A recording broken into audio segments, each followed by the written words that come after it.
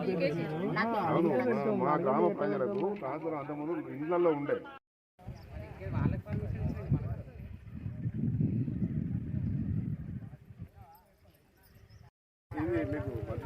మాట్లాడడానికి ఇచ్చేయాలి. అవతల నుంచి అవతల ఒక కని ఉంటుంది. గవర్నమెంట్ వాళ్ళు సర్వే చేసి అక్కడ వేసింది అవతల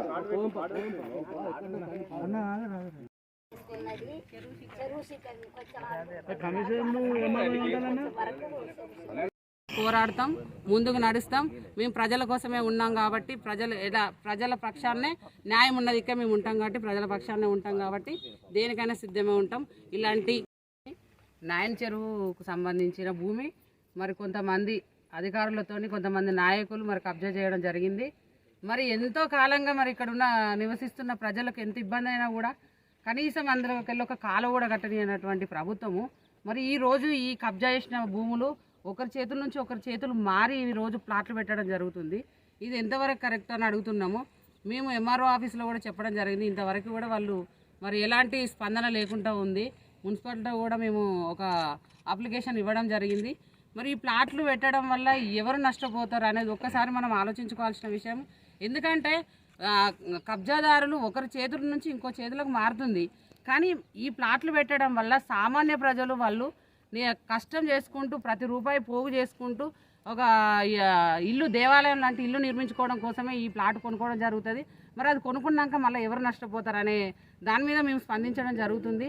మరి ఇది నా వార్డు కిందకి వచ్చిన అన్ని వార్డు ప్రజలు నాకు సమానమే కాబట్టి సామాన్య ప్రజలు ఏ ప్రజలైనా కూడా ఎవరైనా కూడా ఒక ఇల్లు కావాలనే ఆశతోనే ఇది కొనుక్కుంటారు కాబట్టి అలాంటి అన్యాయం ఆ ప్రజలకు జరగద్దని మేము ఈరోజు ముందుకొచ్చిన నా వార్డు ప్రజలతోని మేము ఎంతో ఒక చిన్న జెండా ఎత్తుకోవడానికి ఒక గద్దె కట్టుకొని ఇవ్వనటువంటి ప్రభుత్వము ఈరోజు ఇవాళ ప్లాట్లకు ఎలా సహకరిస్తుంది. మరి ఇలాంటి కబ్జా చేసుకుంటూ పోతా అంటే నాయకులు అధికారులతో కబ్జా చేసుకుంటూ పోతా అంటే ఇట్లా ఎంతకాలం మేము చూస్తూ ఊరుకోవాలి.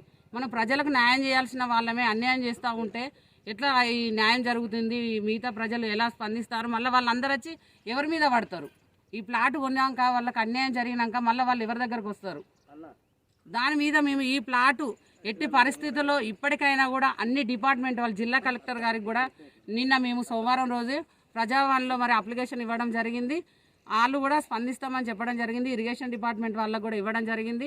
ఎంఆర్ఓ ఆఫీసులో కూడా ఇవ్వడం జరిగింది. మన మున్సిపాలిటీలో కూడా ఇవ్వడం జరిగింది.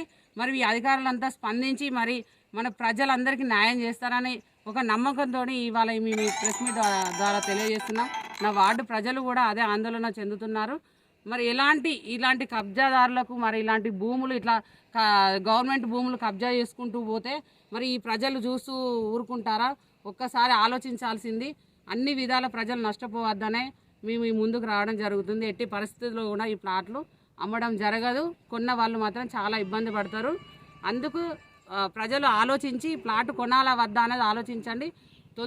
ఎంతో తొందరగా కూడా ప్రభుత్వం మనం చర్య తీసుకుంటే జిల్లా కలెక్టర్ గారికి అలాగే ఎండిఓ ఆఫీసర్ గారికి మున్సిపల్ గారికి అందరికీ కూడా ఇరిగేషన్ డిపార్ట్మెంట్ నెంబర్లో ఈ జమ్మికుంట మున్సిపాలిటీ చెరువు పక్కన ఉండబడిన చెరువు శిఖాన్ని సుమారు 5 నుంచి 10 గుంటల భూమి వీరు కబ్జా చేయడం జరిగింది. కొంతమంది దళారులు కొంతమంది రాజకీయ నాయకుల చేతుల్లో ఇది నడుస్తుంది.